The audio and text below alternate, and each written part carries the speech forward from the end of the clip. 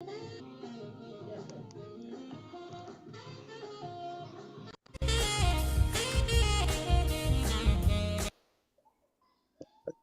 that better. Nice. All right. I think we're rolling. Are we rolling, Brother Chris?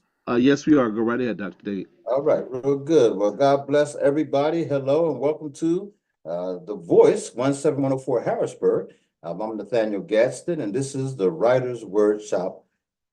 I was trying to say hour, but actually it's 2 hours. We're on from 7 until 9 every Friday evening right here on The Voice, and we're always glad to have an opportunity to speak with you. We have some what I call resident poets and writers who come on just about every Friday night.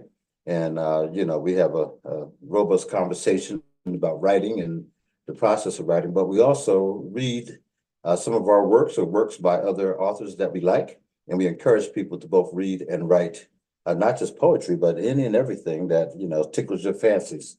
We have authors who are novelists, we have poets, we have spoken word artists, and all kinds of people. This platform is open for any and everybody. However, it's by invitation only.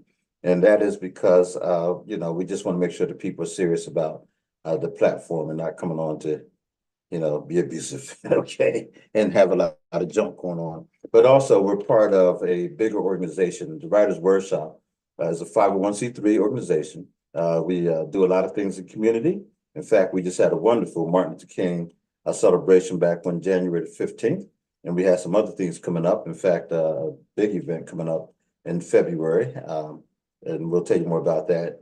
In fact, I hope I can get my buddy on, Nicole Wilkerson, who is an event planner and coordinator and does an excellent job for us. And she has laid out an event that's going to come up in February that I think you'll like. In fact, I know you will. And it's going to be chock full of a lot of good stuff, from educational to entertainment to even a fashion show. And it's going to be a free event, of course, because we try to do everything that's free. And we'll have a lot of vendors there.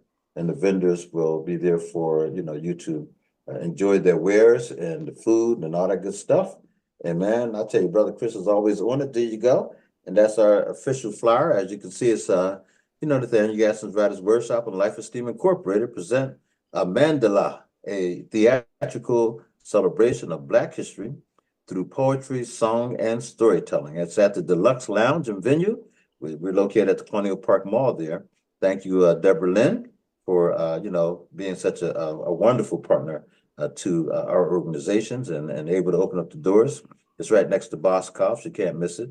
We're going to have entertainment, vendors, and soul food, as well as a fashion show with ABW Productions and Andrea Fulton.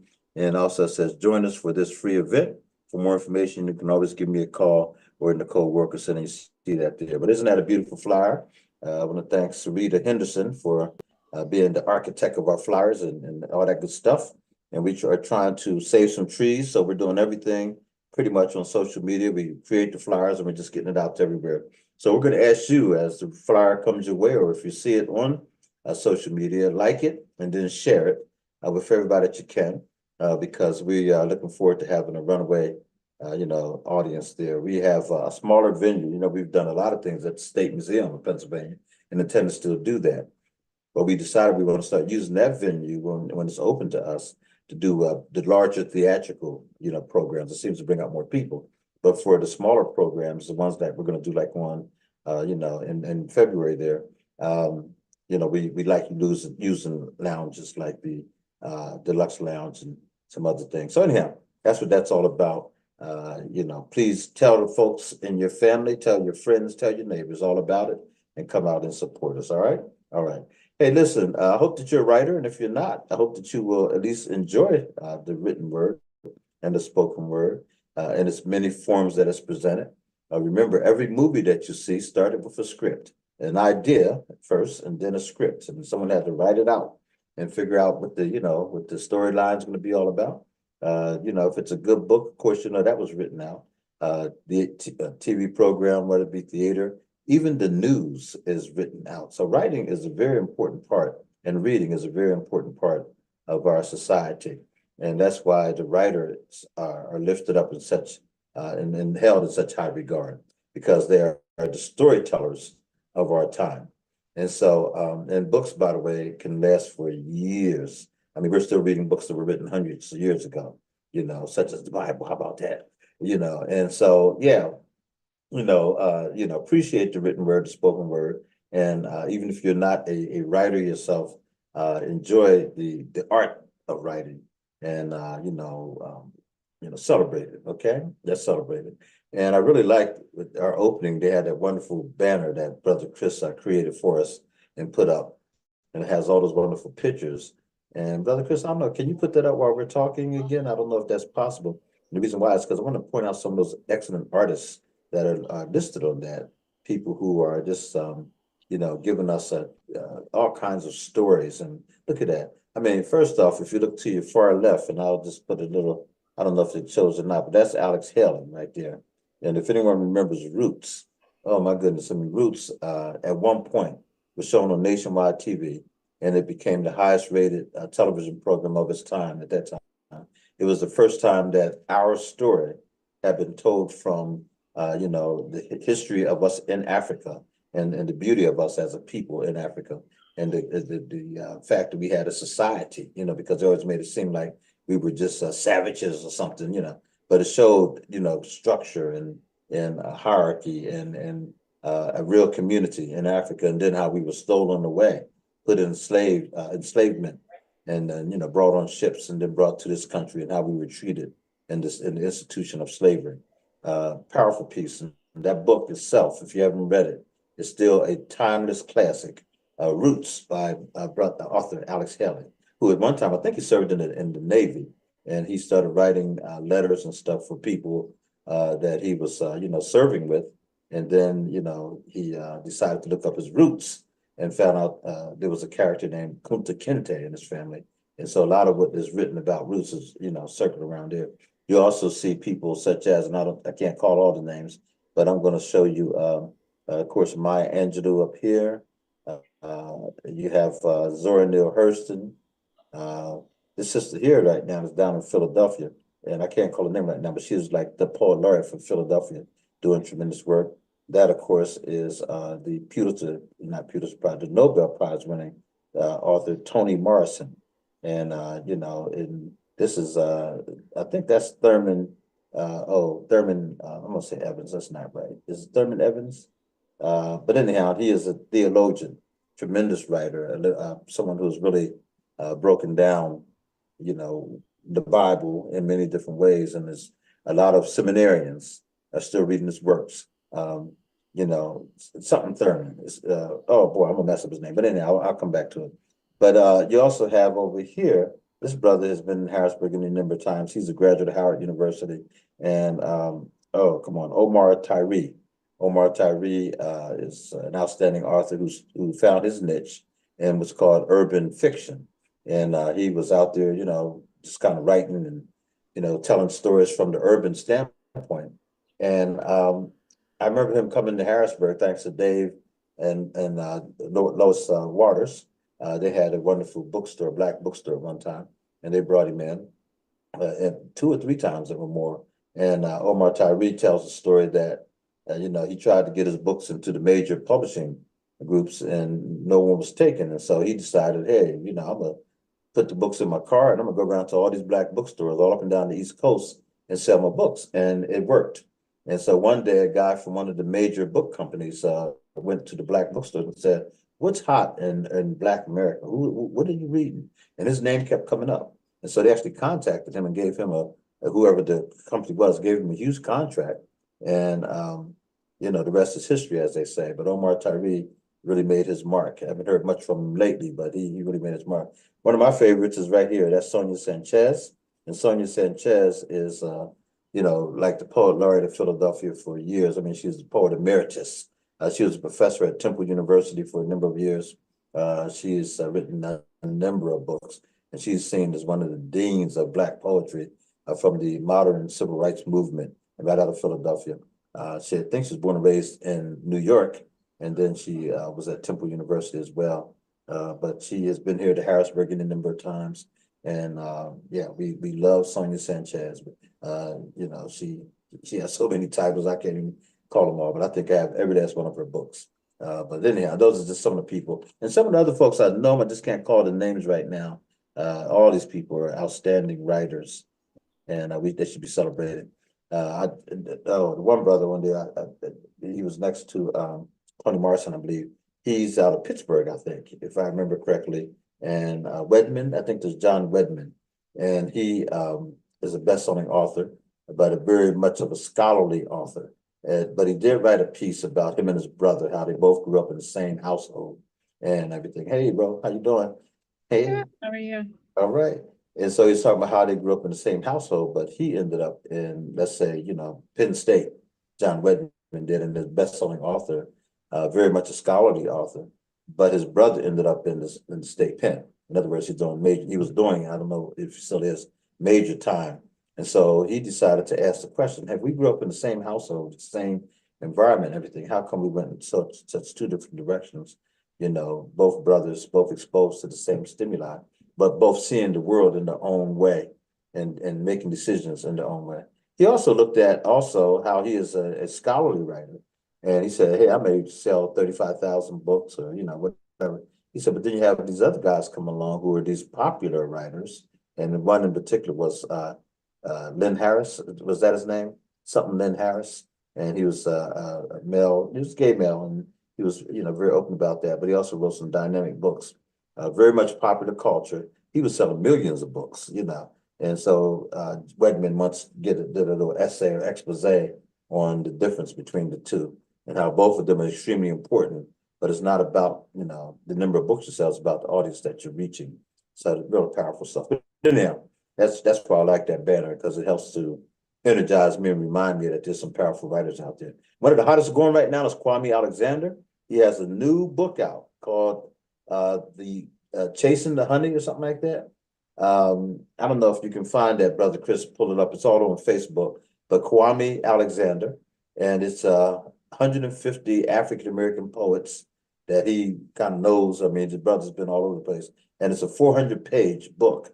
He's doing a major readings in March and I believe April as well, and they're all over the place. And he's doing a reading with Nikki Giovanni and another author who I'm not familiar with at the Lincoln Center in New York, but they're having them in like DC and different places. And in each place, there would be different authors, poets who are featured in his book, the anthology.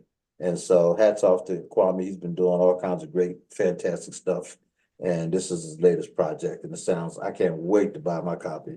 And I hope to get it tomorrow if it's out. I think it's out now. But let's see if it's coming up here. Here it goes. This is the Honey. That's the name of it.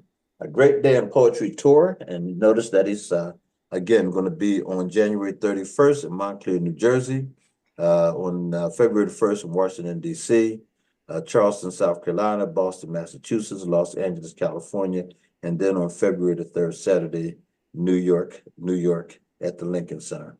And so, brothers getting done. This is The Honey, poetry by an anthology produced by Kwame Alexander. Hey, how you doing, Ro? What's going on in your neck of the woods? Good to see you. Oh, I am well. How are you? I'm doing well as Everything's well. there. Yeah, I know I sooner. just had a discovery. Oh, okay. I never knew that, well, it's been here 3 years. I was trying to figure out how come I didn't know it was there. The Mhm. Heart and Soul bookstore. Did you know about that? Oh, I've heard of it before. Where's it located? it's on Locust Lane. Or not Locust Lane. It's on Mountain Road, right at the top of Mountain Road, going towards Lingelstown. Okay, okay. Yeah. And something tells me I was there before. I'm trying to picture it because, um, okay, that sounds real familiar, but it's been a long time ago. But anyhow, tell us about it. Well, I was there with, well, I went one day with Maria, but it Mhm, was closed. mhm. And I don't know why I went back to go just like reach out. Well, I ended up reaching out to the owner. Her name is Ashley, but she Okay. was just on IG. They've got some amazing titles. I'm like, oh my, I'm definitely going there. I think she's going to be open tomorrow, but she does new author or local author book signings. She'll do poetry Oh, readings. Okay, okay. Yeah. I gotta look her up. And so, yeah, it's amazing. Somehow I think was Keith Snow there, someone I read it, yeah, but anyhow, I want to get out there and check it out myself because I haven't been there. If I have been there, it's been a long, long, long time ago. And I'm kind of It's only picturing, been open for 3 years now. This is the no, third that's not the same one then. Yeah, no, year. I was thinking of something totally different then. 3 years ago? Okay, yeah, no. Yeah, so I'm All right, gonna hook excellent. up. I Now, have so who poetry. is she? Tell us about Ashley. Ashley's the owner. That's you know what I know. Like I said, I Okay. went there. I had gone somewhere with Maria a couple of weeks ago. I don't know where we were. And then she said, let's stop by the bookstore. And I'm like, what bookstore? And she said, the one Mhm. on Mountain Road or Dinglestown. And I'm like, she said, there's a black owned bookstore on Dinglestown. Well, I was like, see, I there didn't is? want to just come back out and ask, is it black owned? Yeah. But I is it, was like, really? And she said, yeah, they've been, I said, how long have they been there? Did they just open it? She's like, no, they've been there for 3 years. I was like, I really? She said, yeah. So we stopped by, but they were not open. So I was on IG tonight and I don't know, her post just popped up. So I contacted her and asked her that. And she said, yeah. And then she also even agreed to do a interview with me for the Black Wall Street. So I was like, excellent, oh, excellent. yeah. Now, So question for you, when is it open? you have to look on the website for the hours, but if give me a minute, I'll go get my phone and I can give it to you before the end of the show. That'd be fantastic. And you said, what's it called again? Heart and Soul. Heart and Soul. Yeah. That's excellent, fantastic. Let's promote that. Let's tell people about it, especially if she's, reaching out to the community and promoting local authors as Okay. well. Hey, that's good Yeah. to know. Mhm. That's Yeah. really good to know. I How big told is her. the bookstore itself? Do you have any idea? What did you say? How big is the bookstore itself? Is it a small venue or large venue or Well, it's right there in the square, like at the top of the square in Town. So I didn't get the chance to go into it because they were closed that day we dropped by. So I don't know how big it is actually in the store. So I'm going down Linglestown Road and I go into Linglestown to the square. Do I Yeah. make a right and go up the hill like a little bit? It's right. Okay, you know where, like, once you get into the square, um, going towards Town, it's right there at the end of the square. That's the only way I can describe it. You're not turning yet. You're not turning left or right. It's right at the end of the square. You know how you pass the Turkey Hill? You come all the way over the hill, and then Hmm. you get to the top of where the square is, I and have to you go check either it have out. Yeah, and Yeah. you either have to you're at the square, and either you have to make a left or a right. Well, it's going straight into the square. Okay. So Yeah. you know what? That's good. I'm gonna find it because I'm not aware of this one at all.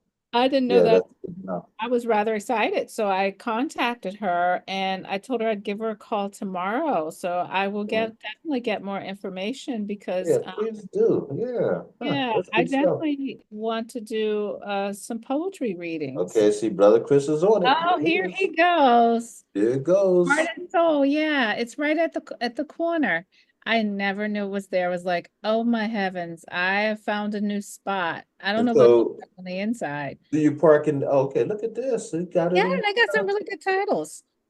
Audrey Wow. Sister Outside. Oh, you know how I like Audrey Lorde. I will definitely be there. Yeah, this is wonderful. Oh Yeah, man. Well, you need to get your books in there. I'm gonna try to get mine in there as well. I'm There's yeah, the that's gonna- times there too, guys. If you didn't see it, the times they're open here at the top. Oh no, let me see. oh, Oh, no, okay. no. It's real So Wednesday. Saturday, small. Wednesday 4 yes. to 8, Thursday 4 to 8, Friday 11 to 4, Saturday 10 to 3. Oh, wait a minute. Save Okay. it. I want to take a picture. Well, I can find it Yeah, on the. that's Well, good. they have a website here. It's Yeah, yeah, that's true. heartandsoulbooks.com. I'll put it in the Yeah. chat. All right, Okay. soulbooks.com. Okay, there you go. Yeah. Folks, I hope those of you out there who did not know about, like me and others, yeah, please check it out and let's support. Whenever something like this comes into our community, and hey, listen, this is great, and we just have to support, just have to support. And again, it's another venue, perhaps for authors who are looking for ways to get their, works out there, to get your work out there. Let's go talk to the owner and maybe Mhm. get her on here one night to get her to come on one of our shows and talk about the bookstore. Yeah, that Oh, sounds well, then great. when I talk to her tomorrow, I'll definitely tell her that. Please do, please do. Yeah. Actually, I would love to come out tomorrow, but I see the times. Pat and I will be down at Messiah University doing in a diversity workshop with the Oh, wow. Thrivers Together from 8 until 4:30, and I see they're closing at 3 tomorrow. So, Ro, if you could, please, and Yeah. I'm very much interested in also bringing down my books to see whether or not we could sell my books there. So, anything you can find out for me, I'd Well, maybe appreciate it. you would like to, because Maria and Wendy and I have been throwing around the idea. We did it at the Kwanzaa festival Mhm. of book tasting. I don't know if you were able to make it over to our table, but we had like non-alcoholic cider, we had Mhm. chocolate, and of course we had our books. Then we Mhm. had a little display talking about our books like a you know how you go to a wine tasting? Mhm. Well, we Mhm. called it a book tasting, That's so good. all our That's stuff together. So maybe you will want to do, maybe we could do the theme of book tasting and you could be part of our group. well. I'll tell you. I mean, well, you listen. I like it. I like what you're saying, and I like the way you set it up. But no, the women, 3 women. I think that's perfect. You ought to do it just like that.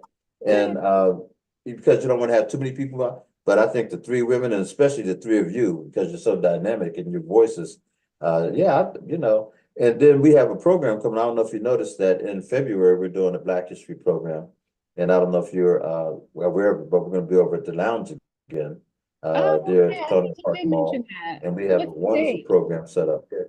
Yeah, in fact, oh, Brother Chris, if you don't mind pulling up that flyer one more time, because you know I'm what, putting I in my did everything calendar. except mention the date.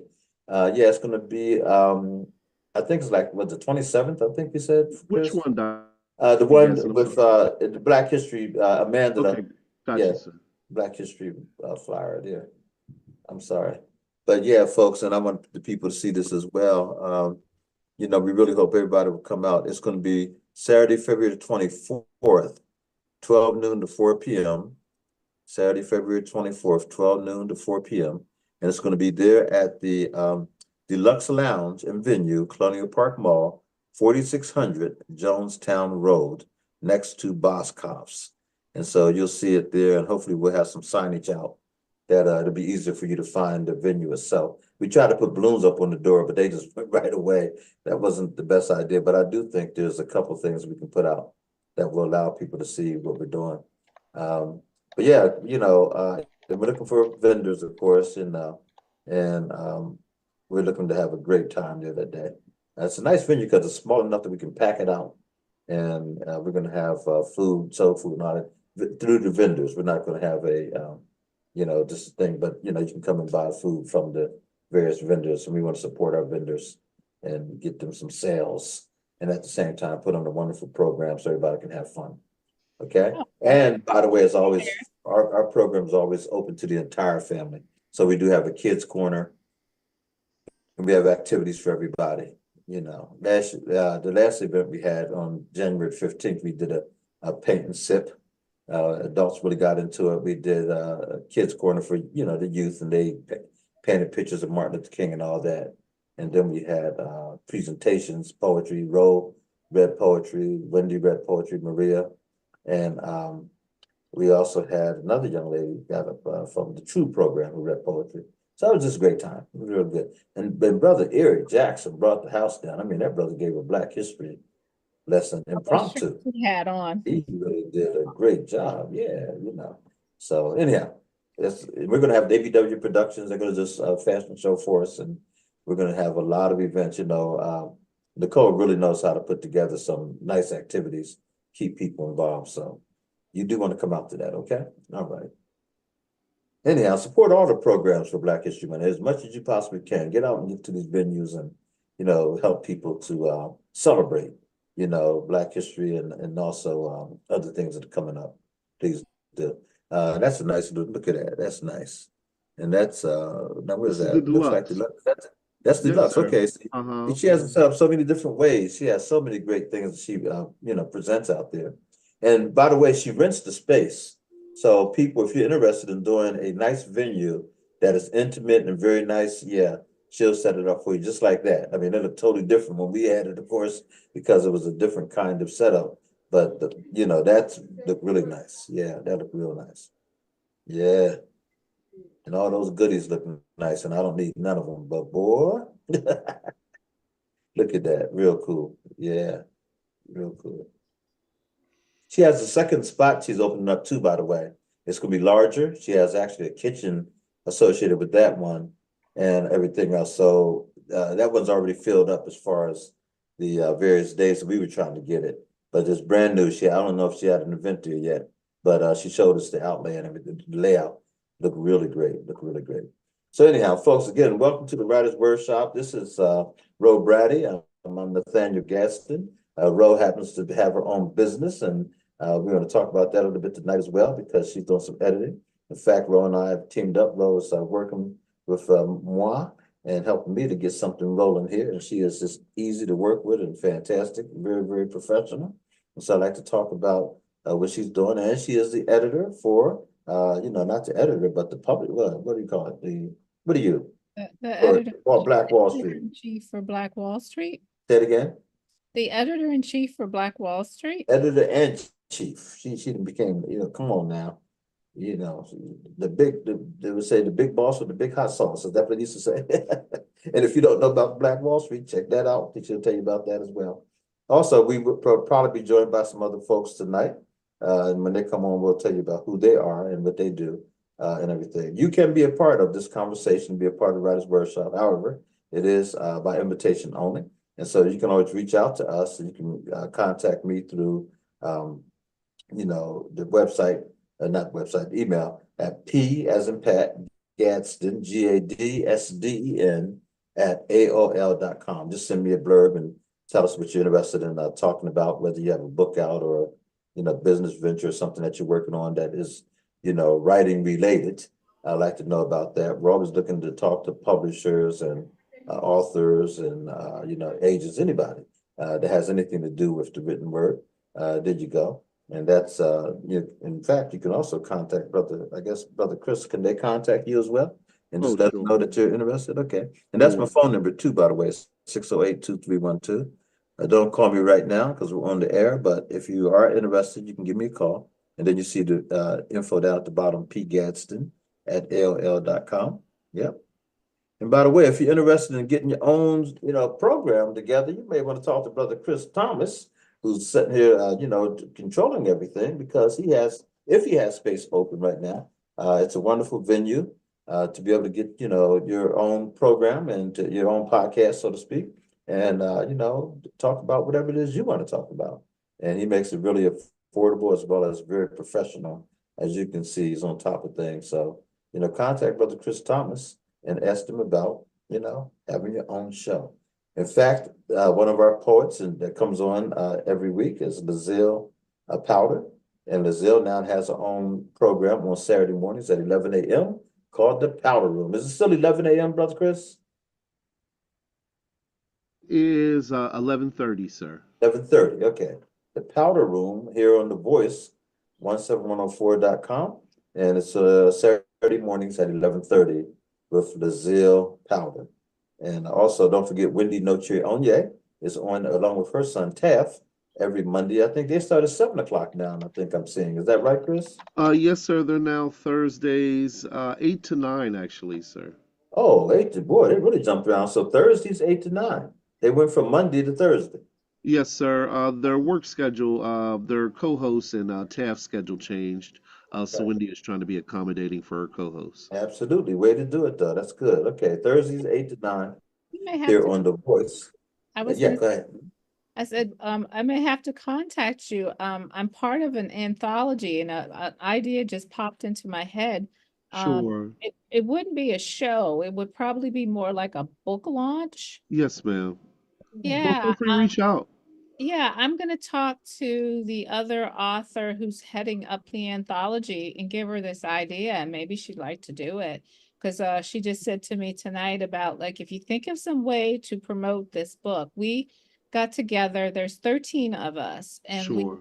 it's all genres of romance. Yes, ma'am. And it goes to a really good cause. It's for student scholarships.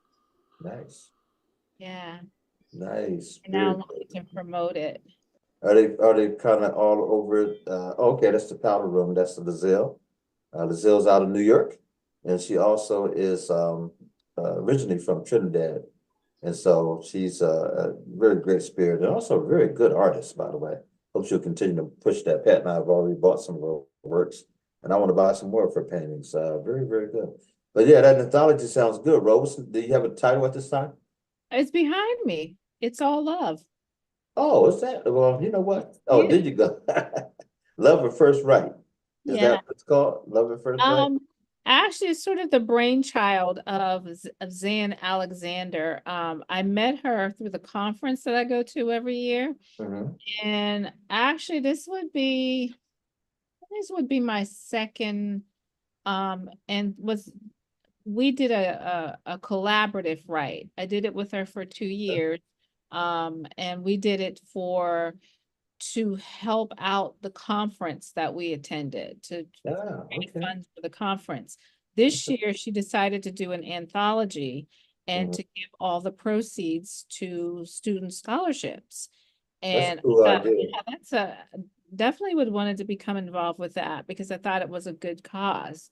I've been going to this conference now for about 4 years. Yeah, Okay. It's diverse. all Oh, love. Okay, there it goes. yeah, It's he all pops up love. everything. Yeah, That is so of course fantastic. I'm Yeah. sticking with my Mhm. historical romance, so it's a little bit of everything. I see what says Christian contemporary erotica fantasy. Yeah, That's historical, interesting. multicultural, paranormal, urban fiction. So it's like all genres of romance. Wow, interesting. Okay. And you have any idea when this might you're looking 2024 or It's you gonna be think? 2024. I was talking to Zan. She's hoping like because I actually edited a couple of the other stories that are in there. Mhm. That she had some other people edit the other stories. So she's hoping that everybody now has all their stories in and had returned their edit. So she'll be Mhm. picking up on the next sort of round of formatting and Mhm. getting everything else together. So I'm hopeful maybe I don't know she's hoping February, but Okay. somewhere between late February or early March, we would like to do some type of Mhm. launch. That's excellent. Terry Martinez, who's my official publisher because she's my daughter, but also she is working on our first anthology that we did back in the '90s. We're revamping that and putting it out because it was absolutely excellent. The more I looked at that, I said, "Wow, we didn't do hardly anything with that." So she is now, putting that all together for us, and hopefully we'll have it out by the end of February or sometime in February. And I'm looking forward to it. I think people will be really surprised at how dynamic that anthology was. It featured, by the way, Dorothy King was just honored in Hershey during the Martin Luther King celebration for the fact that she has produced plays at Penn State Harrisburg for the last 30 years. And her plays have been really heralded as just outstanding. All original plays. Every year she do one in January. And she run it a number of days. And so anyhow, she just has retired from Penn State as a faculty member, and then they honored her, and she did an excellent presentation, just accepting the award. So I guess they asked each person to speak X amount of, and she was very theatrical, very enlightening, very comical. I thought she did a great job, and so hats off to Dorothy. Dorothy is originally from York, Pennsylvania. She graduated, I think she went to, well, I know she went to college in New York there, maybe at Hunter College, I'm not sure. But anyhow, I knew about the African Poetry Theater on my own, but then she introduced us to it and introduced us to John Matucci Branch because she had done some work there. And years ago, I mentioned this so many times, we went up as a group to New York and performed at the African Poetry Theater. And that was one of the highlights, I think, of the Writers' Workshop. We really did a great job. The other thing Dorothy did was she had a uh, uh, adult reading once of like children's books, whatever, and we had cookies and milk at the Whitaker Center, and the governor's wife, whoever the governor was at that time, I got to think about that, came over and actually read, and people were encouraged to put on pajamas and the whole 9 yards. It was a blast. We had a great time, and people really, came out for that. So anyhow, little stuff like that. So I always think about Dorothy and how she breathed such life into the workshop and came in and right on time. One of the person I want to get reconnected with, who's now a reverend, a pastor, and is doing great work in that realm, is Carla Christopher. And Carla had one of the best shows I think I've ever seen as far as promoting poets and writers and everything. And it was called, oh goodness, just that quick. I appeared on it too. It's a strange name, but anyhow, it was out of York, Pennsylvania. Eesh. But anyhow, so it was very artistic though, very, very well done. And then for at least 2 years or more, she brought in poets. Just about every month we had some outstanding poets that would come to us that Carla would, meet, find, or whatever, and then send them our way. And they came free of charge and all that stuff, and and just came in and performed, and it was a wonderful time. And that was a big boost for the workshop. So, I just hats off to all the people who've come along, Ro Brady and Wendy, and you have Dan Snowden who's hung in there with us over the years. Now you have Lazille, and you have thanks to Ro, we've been introduced to Queenie Clem, who's been brought life to our workshop. Everybody brings life. Everybody has, what is it? Everybody has their time, Queenie, So Speaking of Queenie, she's getting ready to do a workshop in Texas, a virtual workshop in Texas. let me say, this is Carla Christopher, by the way, with the stove right there. She's a big time advocate for the LGBT community and all that. But you're talking about a writer. She is fantastic. But thank you for pulling up that picture, brother Chris. She's a great writer and presenter of her works. But anyhow, back to Queenie.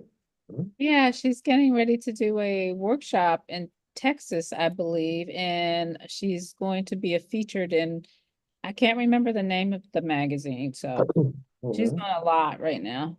That's good. Tell them to keep on keeping on. That's the way to do it. That's the way to do it. And and it doesn't take a whole lot to do it anymore. I mean, boy, the different avenues that are out there. Like I said, you can do it virtually, and you connect with this person, that person. So many people have so much going on. I do want to hear from Lazille. She came down last week, and she went to Micaiah Brown's program, which I heard was very nice down in Lancaster. And so I want to get the 411 on how that went for her and all that stuff. In fact, I did talk to her briefly, knowing that she was able to connect with that. But he had a really good turnout. It looks like I didn't go, but I saw it on Facebook and a number of vendors and all that stuff. So there's a lot going on. And with the virtual, capabilities now, and you can go literally all around the world, around the country, at least, and around the world, and be a presenter, especially for these workshops. That so put your credentials out there that people know about you, and if you're interested in doing that, then make it happen.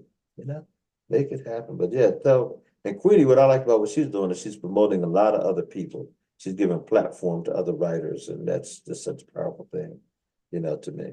Is she still doing her Friday night podcast on the Yeah, Saturday? yes. Mm-hmm. Good, good, good. She's Excellent. doing, I don't know if she did it tonight or not. I was talking to her earlier. That's when she told me about the magazine and the workshop she's doing. Yeah, that's good stuff. Yeah, Pat was, my wife was just, in a magazine along with her sister. By the way, her sister just came up with a book, and it's called Donna Says, and it's doing real well for her. I mean, a lot of people really, she's a therapist and a very successful therapist out of DC. And so she had a lot of people used to always say, well, Donna says, this kind of thing. So she decided, and then Terry published it for her. She actually did the printing and stuff in China. They decided to go that route. And, it was an interesting process. I know that Floyd Stokes has used China before many, many times from one of his many books. And so it's a nice book, and it's a certain size that was kind of difficult for a lot of the printers here in the United States to want to do. And it's hardback. But really, really nice. Pat and Terry went down to DC and got a number of the books and brought them back here to Harrisburg to help them to push it. But it is it's an inspirational book, and for people that may be struggling with anything. It's like this is an encouragement. And I think I'm going to get numbers of the books for my chaplain assistants at UPMC. Because I think it would be really good for them to, just have some of those little nuggets of wisdom they can pull from when they're working with clients and stuff like that. So good stuff. Well, listen, this is great, Ro. It's now 7:45. I'm going to ask Brother Chris if he doesn't mind bringing up our first video for the night. And I I appreciate him always pulling out some exciting and interesting, videos of poets. Here we go.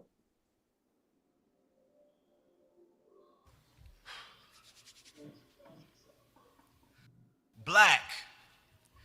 Beautiful lives always carry composure. First, beautiful. Beautiful is black, like the foundation of this country. The toiled hands of black men breaking ground, creating groundbreaking paths for us to proudly march on. And I pledge allegiance to scars and stripes on battered backs of our ancestors. Their blood lives in our veins, creating many shades. We are afro, dreadlock, and braid, million man. We are jazz. We are bass from synchronized feet that make earth speakers blast. We are king and queen. We are slave. We are black leather fist Olympic games. We are beautiful. Beautiful lives, colored inside lines of God's perfect will. That masterful art painted on your bones is sanctification in a segregated world. Don't let them tell you no different. Don't let them tell you no different. We are not defined by types of stereos that only echo stereotypes. So put that in your playlist, press play, and have concerts for the masses and dance to the crescendos of unity, unity, unity. Let the ring of freedom engage us in movement and step in the name of love for one another. Because far too long, beautiful lives always carried the anchor of self-hatred, left bound in the mud of complacency we bathe in. We are not pigs, not animals, not target practice, tree ornaments, or sex objects. That is the condition of the black box our minds were shipped in, stripped of everything, left with broken promise. Do not agree to those terms and conditions, because assimilation doesn't yield 40 acres in a mule. It's just a voucher to furnish comfort zones. Memory formed their fear, but fear not. Proudly wear your blackness to a funeral of scrutiny. If child of God is absent from roll call and vulgar class of their speech, rest in God's sovereignty, because he doesn't make mistakes. You are black for a reason, so stand upright, stick out your chest, tilt your head back, speak up, speak with integrity. Let them hear your voice. May they never forget, and you always remember that black is beautiful, and beautiful lives always carry composure. All right, go ahead, Sir Thomas. I like that. Man, and you know what I like about he has so many different references to images and things, and just kind of just flowed into, boom, boom, boom, boom, boom. Real good stuff, yeah. Huh. Can you try to unmute? You're still muted. There you So go. I had a box on my computer that opened up Oh, okay. and I couldn't see you there for a while. Oh, okay. Yeah, Yeah. my computer lately has just been like, I don't know, doing its own dance. On its own thing. I had to empty out my iCloud. Mhm. It was so full. It wouldn't take any. Oh, yes. Yeah. There you go. Yeah. What'd you think of that piece? It was good. I don't know. I mean, I like the cadence. Yeah. Mhm. Yeah. Mhm. I do too. Yeah. Yeah. Some people just say that natural, or maybe not natural. Maybe they worked hard at it, but I will tell you, it just flows. It's really cool. Yeah. And like I said, I like the imagery of he just bounced from one thing to the next, Mm-hmm. and it's like, wow, okay. Good stuff. Good stuff. Um, we'll see some more too. Brother Chris, I know, is pulled up about. He usually pulls about four for us, so we'll get to another one in just a bit here. So tell us about your business again. I know that some people may be following us a lot, so they may have heard, but then there's probably always new people out there. And so you are an editor for sure. But what else do you do besides? And by the way, I want to say this to you. I know you're working on a project with me now, and I appreciate it. And looking forward to having a serious conversation with you about that. I just been kind of Good. pushed I back, know. yeah, but Um, it's fine. But I will tell you that I do want to start. I started a project of writing children's books, and so I pulled back. Just being Nate. But all of a sudden, I feel that fire again, and so I do want you to edit my children's books. I plan on putting out a series of them and getting serious about that, along with some other writings and stuff that I have Oh, good for in the pipeline. you. but I definitely wanted, yeah, I have one children's book that I was really happy with, and it went well, and then people kept saying, how come you didn't do any more, you know? But usually with a children's book also, you have to have a good illustrator. And This is so true. I made my commitment to the young lady who, and I'm gonna stick with her, I'm gonna contact her again, but then others, I'm looking for others as well. So we'll be talking, okay? That's just, Okay. you know, Yeah. just Now say that that's out. funny. I I did two children's books and I used Floyd's illustrator. She was an amazing illustrator, but I don't know, and I got into doing children's books because everybody kept saying, "Oh, well, after all those years of teaching, you know about kids, you should do a children's book." But you Mm. know what I discovered? I have great ideas for children's books, but it's not the genre that I enjoy writing in. No, not at all. And that's what I Yeah, was gonna say that to you. You have to have the fire for it. I mean, people always tell me what I should do, and I'm thinking, no, I yeah. gotta have a fire for it. You know, if it's not, it just is not you, it's not you, you know. So yeah, you I know. had a book character and everything, I mean, I think I enjoyed doing the book character because I like acting. Hmm. Uh, But I just discovered it was just children's books, were not Yeah, my genre. And I really do need to do more with the ones that I already have out there yeah, because I get yeah, all yeah. my files back and Hmm. I would like to put them under my own imprint. But as far as Hmm. writing anymore, I don't see the near future of doing Yeah. that. Yeah. I have, I think I have a little bit of a knack for it, and I think there's some serious basic stories that I want to tell. Good. You Yeah. know, yeah, and hit that market. Yeah. Yeah, so, and I don't know why I just kind of pull back. Well, just because I'm too scattered, you know, this is what it is. Mhm. But when you get serious, and the word for me this year, Pat has a word every year that she, lives by for that year.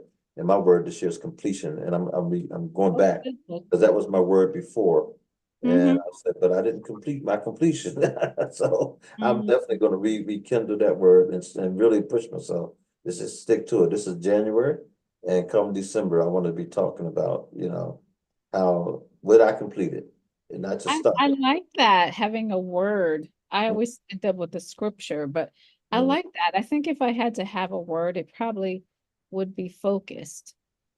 Yeah, that's a good one. That's a great word. Like, Yeah, yeah, yeah. At the church that we attend, we are, we have our own church, of course, but we're part of the denomination of the Redeemed Christian Church of God. And Living Springs does a wonderful job of having a word that they use all the different words. And believe was one word, and then they really break that out, what that means, and then other words, like you said, focus. That could be a word, and then but they put a whole thing around it. Why are we talking about focus? Why are we talking about belief? Pat's word this year is I think she said belief. No, oh, I mm, forget the word, but anyhow, she'll tell the word, but she knows exactly why, and she has a whole thing around it and all that. And so yeah. By the way, Pat, congratulations to Cherie Bailey. I don't know if you've noticed, but Cherie Bailey is producing a lot of people all of a sudden. Pat being one of them, and myself to follow. She, did a great job of both of us. And she's, originally from Harrisburg. Now she lives down in Florida. But boy, she has authors everywhere, authors and entrepreneurs. Let me put it that way. And she's packaging them in a tremendous way. And so I've just been watching all on Facebook. And she really, by the time you get done with Cherie Bailey, you have an idea, a focus of who you are and what you're all about in terms of what you really want to do. And that's what she pulls out of you. What do you really want to do? What do you? And then she helps you to brand yourself. And so I've worked with other people who not have the skill. They know the information. They don't know how to really. Cherie has the ability to take that client and make that client feel like I'm here for you, and I'm going to make this thing happen. And boom, boom, boom. There she goes. It's called Start Fresh. I'm telling you, the sister's bad. She is really good at what she does. And of all the people, I mean, I'm just saying, and Cherie, I know you're not on it, but if you see this, I'm just singing your praises, sister, because I've seen your work and I know what you did for me.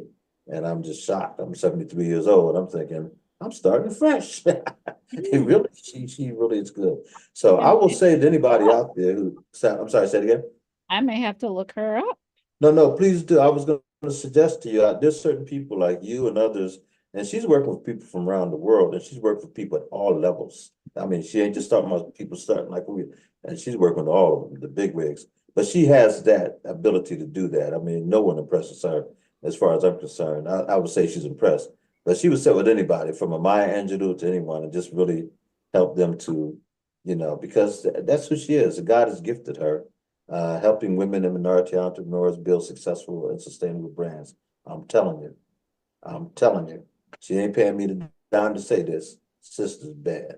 Like her style, like her ability to, okay, Verizon, TD Jakes, and ACP, yeah, she's got it going on.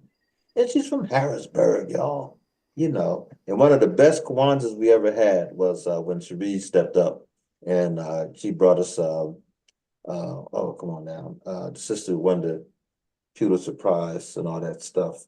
Called One Drop is the name of the book. And it's about how one drop of blood at one point, if you were African American, if you just had one drop of blood. But these people all defined who they are, and they had beautiful pictures. And then Yaba Bly out of Philadelphia, PhD, Dr. Yaba Bly. And she won the Pulitzer Prize and something else, I mean, big time stuff. And she brought her in, and then she brought in all these other speakers and stuff. So Cherie got it going. She knows how to get it done.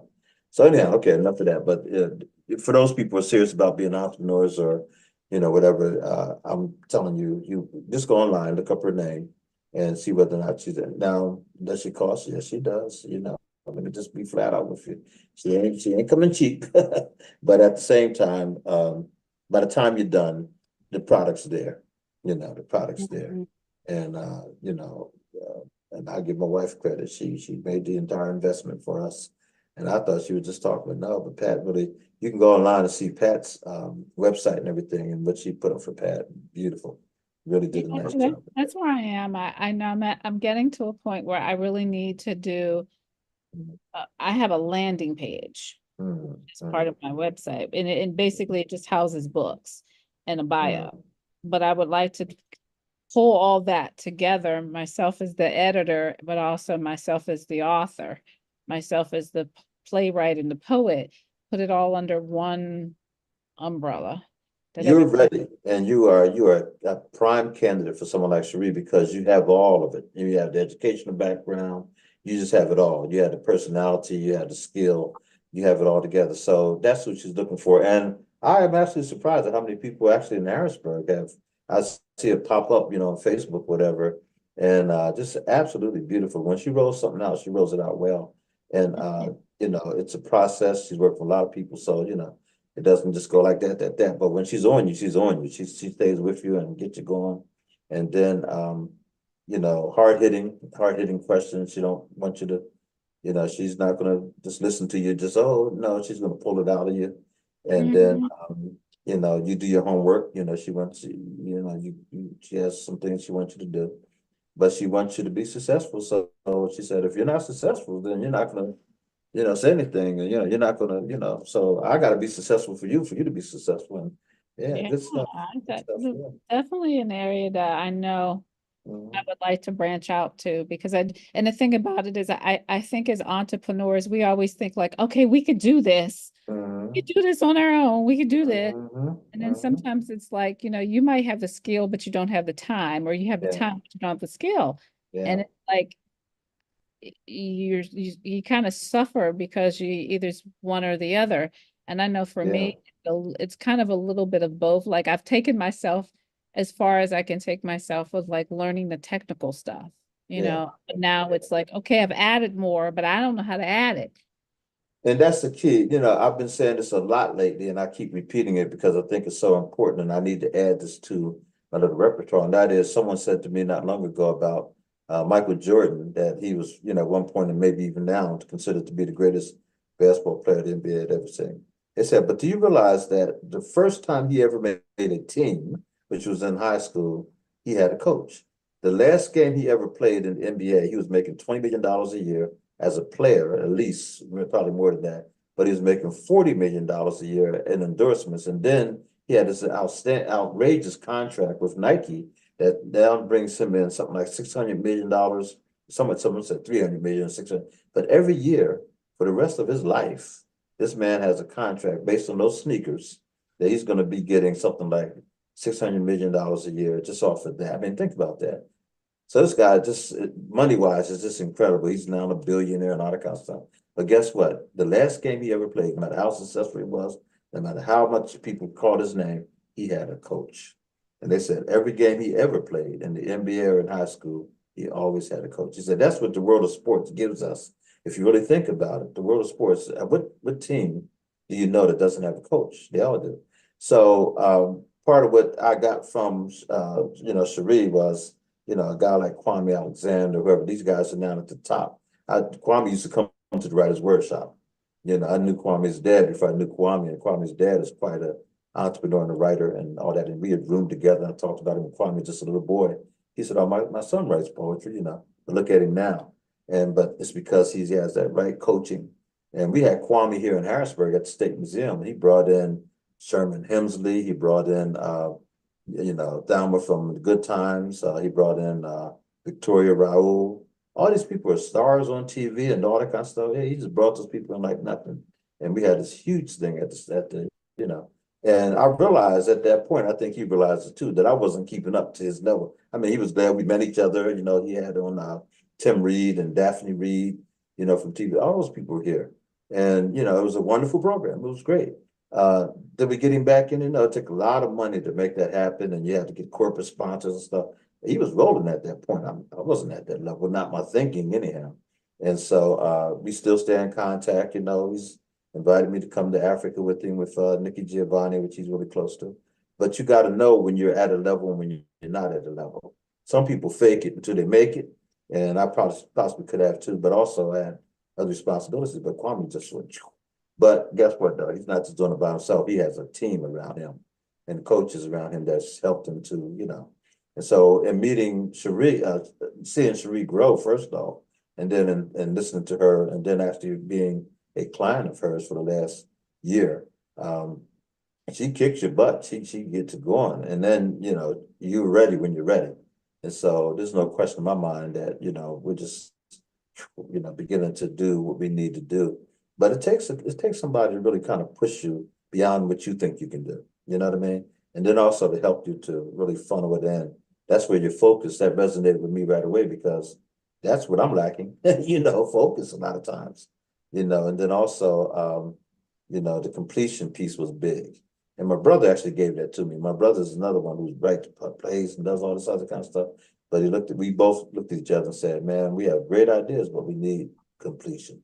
And that resonated. So anyhow, I highly recommend you to look into it anyhow, and at least look into it.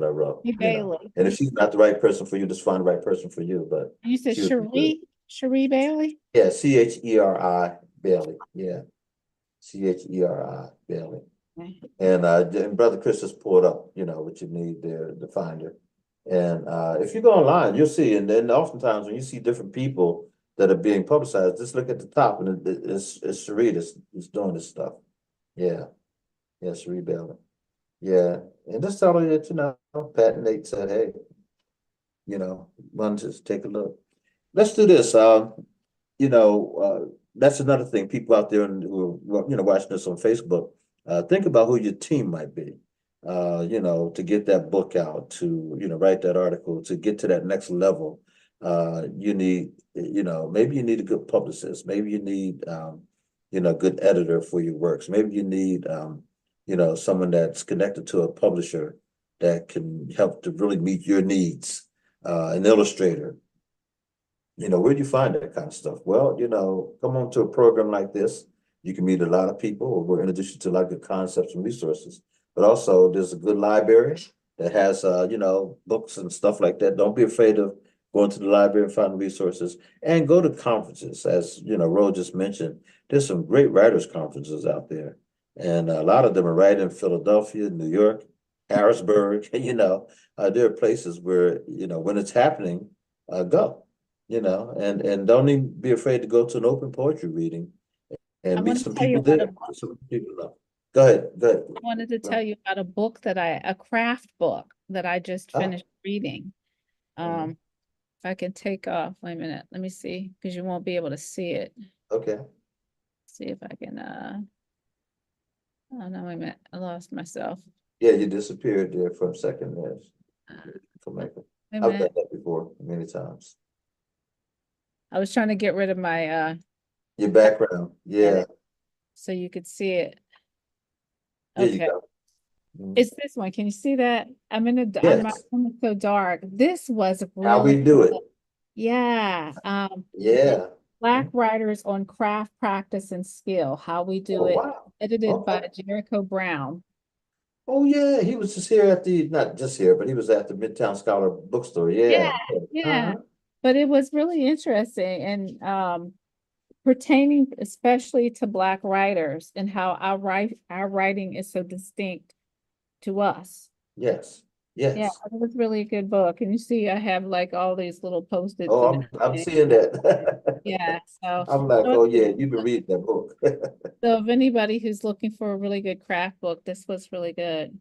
But here's the thing though, Ro. So here's the thing. What I like to do is be able to find, we're going after funding and all that kind of good stuff, especially through the board, and we're going to try to be more organized and all that, and more successful at getting, funds, because that can really help a lot of different ways. Okay. But you doing a workshop, taking that book, taking the information, and doing a workshop around that could be a powerful thing.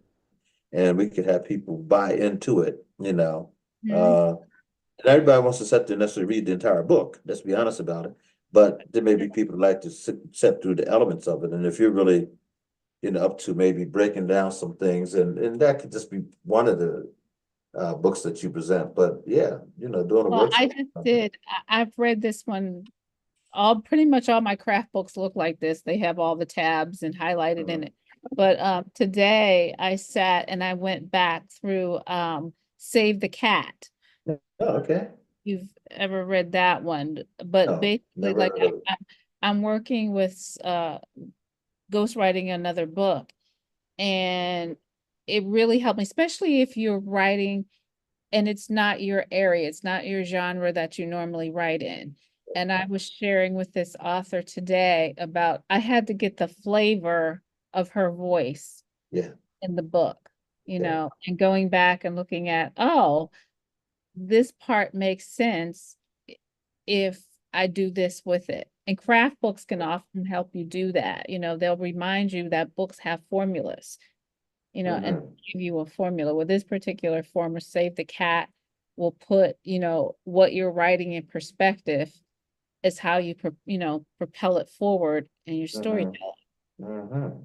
So I've read it, I don't know how many times, like I said, all my craft books have like dog-eared and Post-its all over them, but it's a good idea, to Yeah. always bring yourself back to a craft book. That's great stuff. That's excellent. Excellent, excellent. Again, I'm more of a workshop kind of person. I mean, I could read a book like that, but I know I'm not going to grasp it the way you would grasp it, because that's just not, who I am.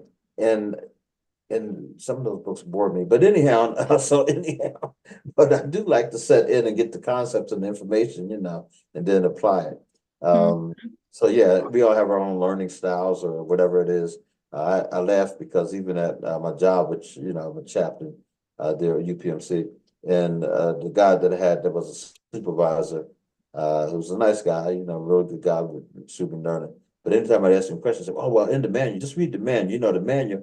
I'm like, brother, I know what the manual's sitting right there. If I wanted just to read the manual, I would. I'm asking you, okay? And then it dawned me one day, he doesn't always know it either. But anyhow, it's always to go to the manual. Well, I'm not a manual guy. I'm not that guy. I've seen other people, they get right, a car, well, oh, I just go right to, and they go right to Google or something like that. They look at it, they got that thing fixed.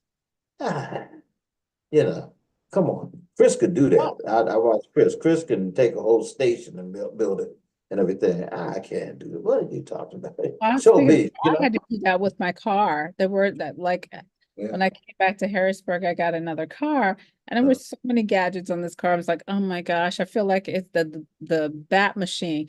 But that's Yeah. how I had to learn how to do it. I literally went to Google and sat down, like, oh, I got in the car and was like, oh, so that's Uh-huh. what the button does. Yeah, yeah. Wow. Oh, But yeah. I'm with you. I have to have hands-on, but I You feel like don't the do. writing is one of those things. Like if I can find a really good craft book, because I can always go back to it. Uh-huh. Yes, yes. I can I'll always, go take and pick up my car manual and I'll go through that kind of stuff. But I have a son, David, who just that stuff just clicks with him. Anything. I mean, he's just really pretty good with his hands. And if he doesn't know it, he'll figure out how to find it, and that kind of thing. That's Mhm. just not me. So I see that as a real gift. And then, there's me, the ungifted. But anyhow, it all comes out in the wash. But let's do this. Let's get it. I'm gonna ask Brother Chris if he doesn't mind pulling up another video for us. We already saw one dynamic presentation. And I want to thank everybody for tuning in to the Writers Workshop every Friday night. We're here on The Voice, 17104 Harrisburg. Here we go, spoken word. Who brought you soul, drums, blues, jazz, Motown, and disco? My nigga, let it be known. Who brought you house? And dead or alive, who is your king of pop? You listen close and you'll see who brought you rock and roll. Not Elvis Presley, but Ray Charles, James Brown, Little Richard, and them boys. They used their voice and broke down color lines long before the Civil Rights Act in 1964. Ghetto superstars take me to a place when the music plays. Ain't nobody worried. Black music cannot beat with you because you're deeper than rap, a hook or a hymn. Black music saves lives. Just ask Harriet Tubman or decipher the codes in freedom songs that are pathways to underground railroads, and you'll see. Black music saved slaves way before Abraham Lincoln days. The sound of peaceful riots, black music inspired. Marvin Gaye said, make me wanna holler the way they do my life. Diana Ross, she gave the LGBT community an anthem. I'm coming out. Rick James says, say it loud. I'm black and I'm proud. If I could spell black music, I would spell it UNITY. 'Cause when I say black music, everybody's included. This right here is for anybody who ever overcame, who invented crossover music and sounds to set the mood, who brought spirit to the HBCU, who made the gospel stomp part of black music speaks truth, who is your black CNN more accurate than nightly news, hip hop, who shed light on LA like NWA, hip hop, who brought you black moguls and a culture so strong, everybody in the world can recite at least one hip hop song. Black music cannot beat with you. You're all the songs that I love and all the stories I won't find in my history books. Reggae, dancehall, trap, compa, calypso, R&B is my rib. Black music is through you that I live. That's fantastic. And she only made one mistake. She said, Rick James said, say it loud, I'm black and I'm proud. That was James Brown. I'm sorry. No, that was real cool, though. That was real cool. I like that. Yeah. Go ahead now. Well, we have to forgive her for that. She didn't Yes, we look do. like she was at the, she She was the flowing. She was third. flowing. Yes, indeed. But no, that was a good piece. I like that. I like when people can just take all those parts and just pull it together. And her theme, of course, was black music. But she gave all those references. And then she gave a history lesson, too.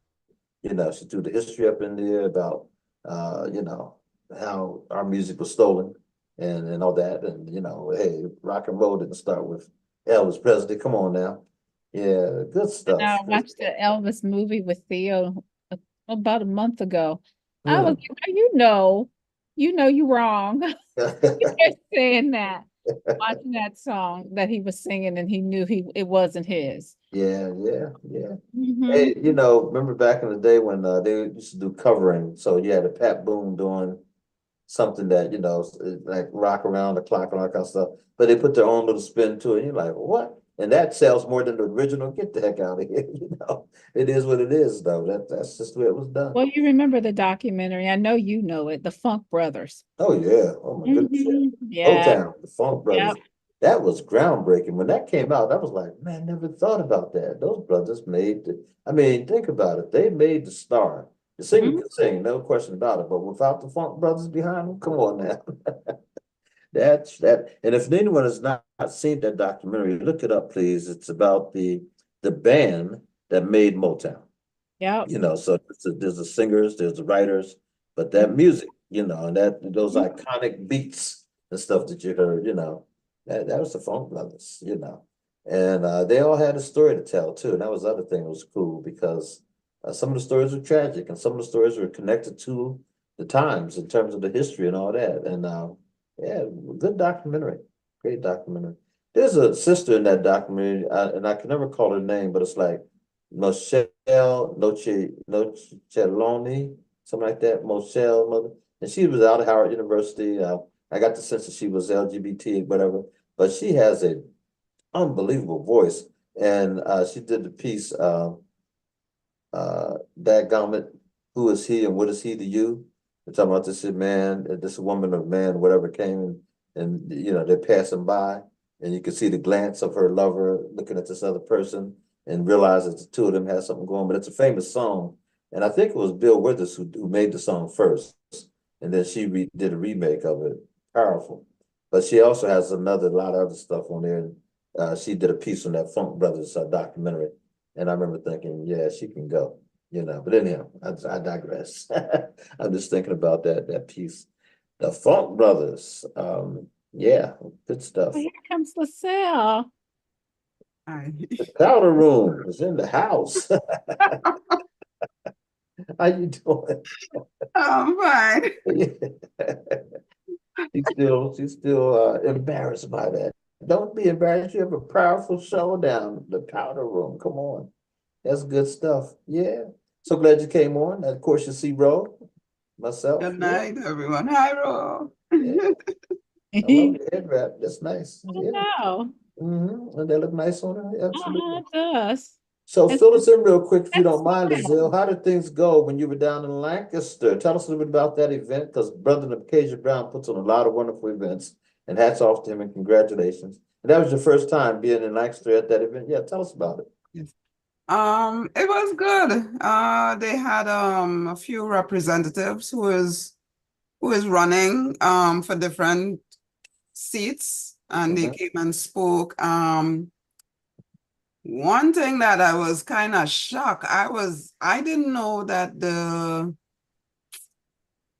what they call it, oh gosh, the minimum wage is Oh, low. so low. Yeah, like 7 something or whatever. Yeah.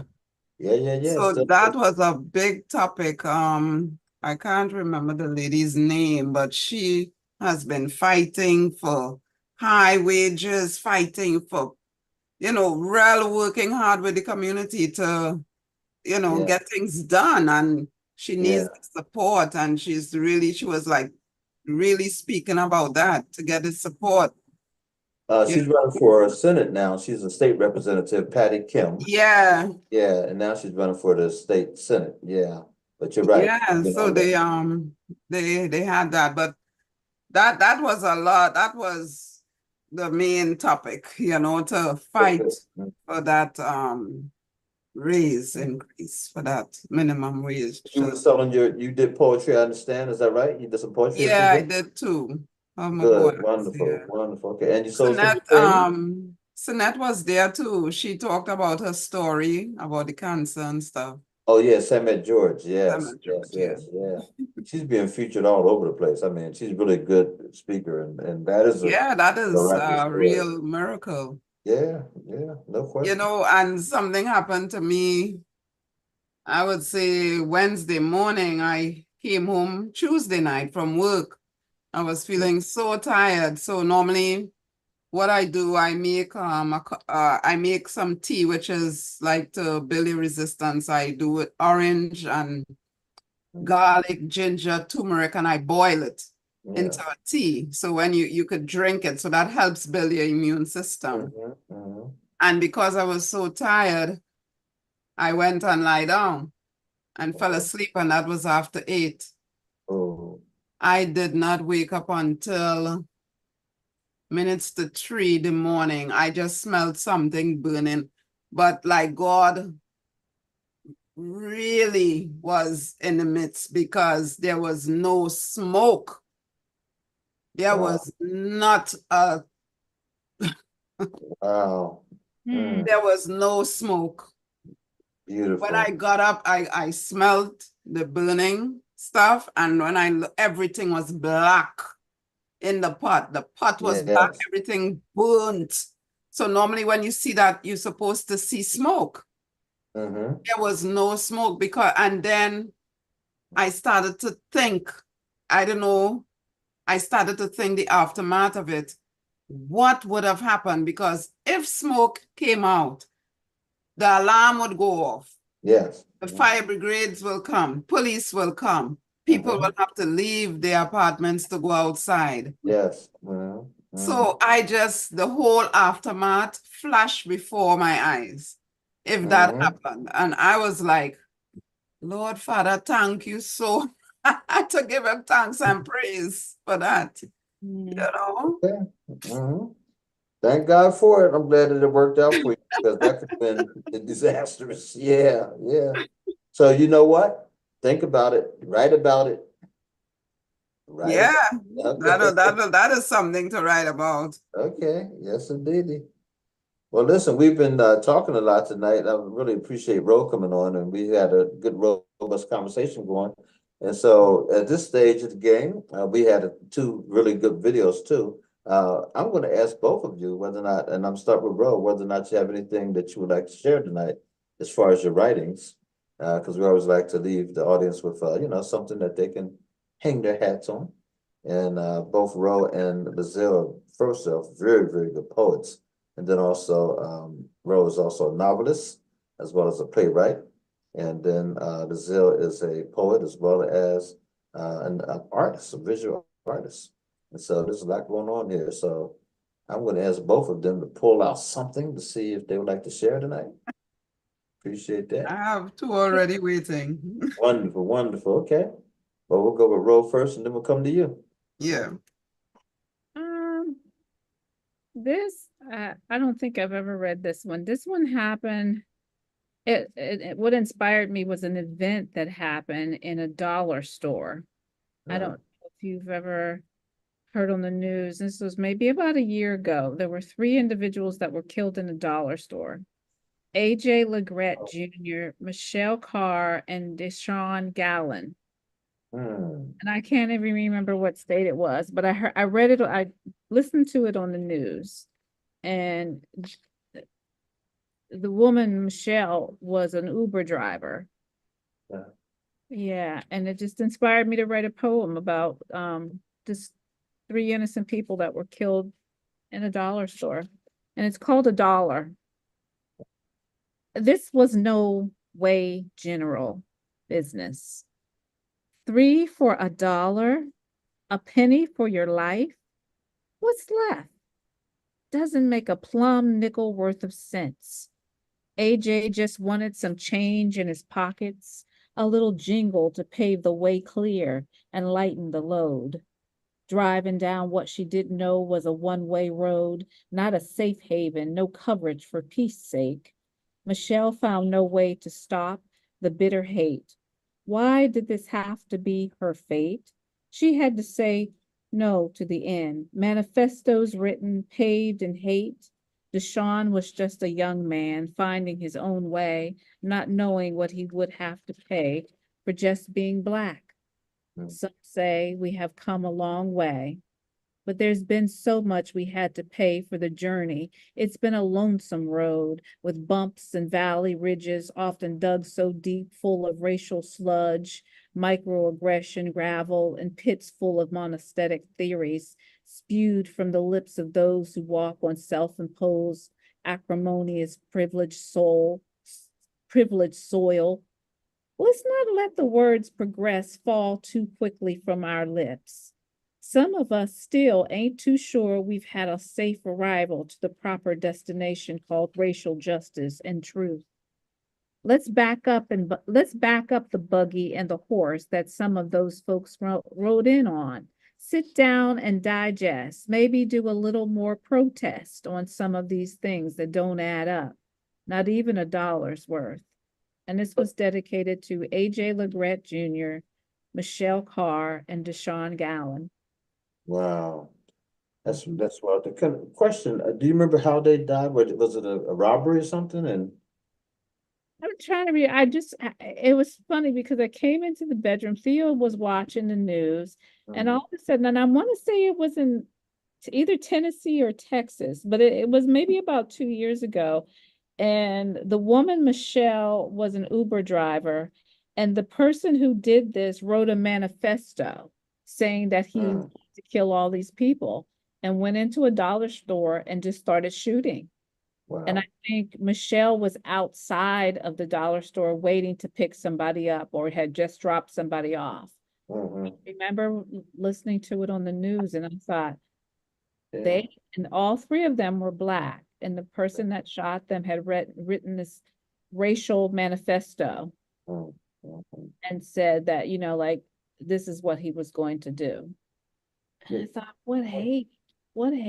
And I sat down, and after I looked it up on the internet and found their names, I just wrote that. That's good stuff. Good stuff. Thanks for Thank sharing that. Well done. Yeah. Huh. Good stuff. Okay. Well, if you don't Yeah, mind, we're very gonna go nice. to Lizelle, if you don't mind reading for us, Lizelle. All right, this is called Puddles into Floods. Mhm. The raindrops fall to pieces, but it comes together somehow in puddles that can lead to floods when it gets overwhelmed. It's mental insanity when the brain gets tired, just like the floods or puddles of dreams that get washed away.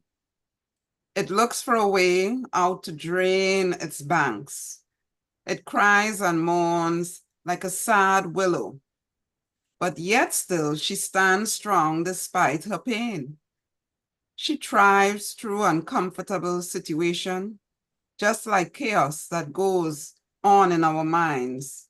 In her roots, concrete walls barricade the muffled noise. But when the floods come, the willow tree dances and sings, her ability to prosper and shine through the storm.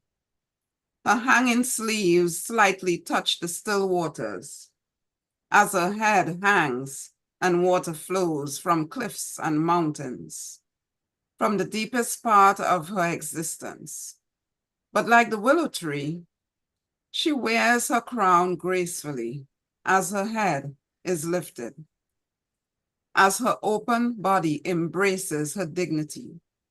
Her roots are strong as they quenched every day, but her feet drag, not recognizing its foundation. She is determined to stay strong as her hands stretches out like branches to welcome and give praise. All right. I like the ending. It's nice. I compared a woman in her down spirit time to the willow tree. Mhm. So some of the combination of a willow tree of standing strong, and despite of the condition of the atmosphere, it still stands, it still stays strong, and you know how the leaves are hang down, like, it looks so, so that's why I say that she wears her sleeves hang, till it touches the water still, So it's like a combination of human and nature, how Mhm. it can correspond similar. Mm. Very nice. Very nice. Yeah. That's what I would say. It's amazing how the mind works. Both of you were stimulated by something, and then you were able to put it in words and paint a picture, that really resonates. Yeah. And I love the explanation, especially when they're, connected to the piece. You're like, wow, good stuff. Okay. Yeah. Now, I know you said you had two. Did you have one more piece that you'd like to read? And then Yeah, we'll bounce back. Okay. We'll bounce back to row. Why all don't you right. read it now? Go ahead. Yeah, this one is okay. Now, at this time, we in Trinidad, it's gearing up for carnival. So, in the early 18th centuries and stuff, we had something called the Cambule riots because the freedom of the slaves, they wanted an outlet to rejoice and dance and sing. So when they got their freedom, they wanted to celebrate. So the celebration was in the form of mass and dance and music. And because of that, the British, they didn't want that. So there Mhm. was a riot called the Cambule riots. So Unbelievable. some people died, some people, but it eventually was a success because today that is what brought about carnival in Trinidad. Mm. right? With the rhythm of the music and the soca music and the steel band and everything. So from that time till now, that's how it came to pass. So I wrote a little piece called Cambele, but it have a little singing in it, That's good. a little singing in it. So All right. all right, let me just pull this out a little bigger.